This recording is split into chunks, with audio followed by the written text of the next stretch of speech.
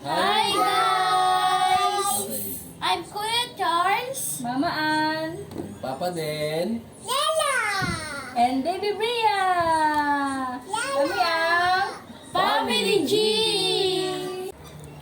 Good morning, good morning, good morning guys. Panibagong araw, panibagong pag-asa.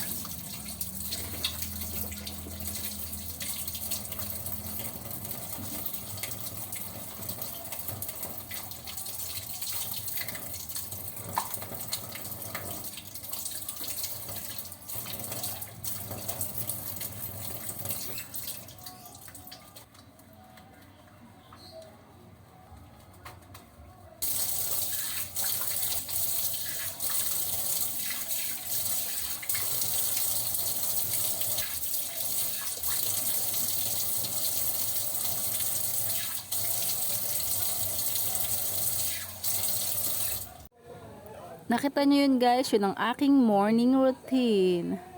Nakikita nyo yung pimple ko, hay, ang laki-laki niya naman niya. Ako lang ba, yung pagkatapos ko maghilamos, hindi ako nagpupunas ng bimpo or tuwalya or tissue. Nahayaan ko lang siya matuyo sa mukha ko. Natulala na. Ba't kaya ang sarap tumulala pag umaga na? Pero iniisip ko yan sa mga oras na yan kung ano bang uulamin niya naman namin at pupunta nga ako ng palengke. Dahil nakapag-isip na tayo ng ulamin, tara na pumunta tayo ng palengke. Mag-i-e-bike na lang ako kahit na nandyan naman si Papa din ng mga oras kasi na yan eh. Tulog pa siya. Tulog pa sila ng mga bata. Ayan, fast forward na po. Nasa palengke na ako paakyat. Kaso nga lang ang escalator ay sira kaya maglakad tayo pataas. Ayan, nandiyan na ako sa aking suki. Diyan, isa lang lagi binibilang ko ng gulay na yan. Unahin muna natin yung gulay. Ayan, hindi pwedeng mawala ang sili ni Papa din. Hindi pa nga ako makapili dyan kung alin ba ang... Ba't ba hindi ako makapili dyan? Hindi ko alam kung ano ba ang kukuhanin ko. Yung suki ko sa mga manok baboy nasa baba. Kaya unahin ko muna dito sa taas. Grabe, ang mga gulay lang talaga ang mahal na. Yung patatas na yan, isa lang na yan. Magkano? 40? 30 yata. Yung repolyo medyo mura-mura. So yan, bumaba na ako. Ayan, buwis buhay tayo oh. Buwis buhay talaga. Ayan, pumunta na ako dyan sa may suki ko naman sa baboy. Gusto ko ulam namin ngayon may sabaw para yung mga bata ay makahigop ng mainit na sabaw. So bumili na tayo ng baboy. Yung binili kong ulam na yun pang maghapon na namin. Tada! Nasa bahay na ako. Nakahiwa na si Papa din. Ayan ang ulam natin for today's video. Ayan, nagpainit na siya ng mantika. Tapos nilagay na niya ang sibuyas.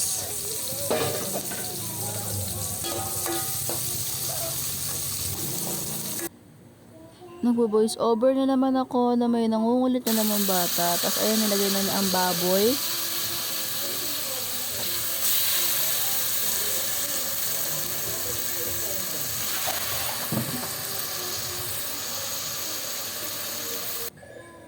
Matagal-tagal na rin namin itong hindi inulam.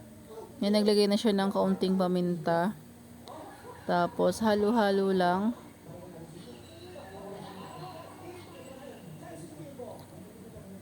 Tapos, hiniwa na rin niya yung mga patatas. Isa lang naman yun, Tasha. Ang patatas. Hiniwa na niya ang patatas. Tapos, naglagay na siya ng tubig sa boy ba. Mga 3 baso yan yung nilagay niyang tubig. Kasi nga kailangan natin palambutin muna yung boyba.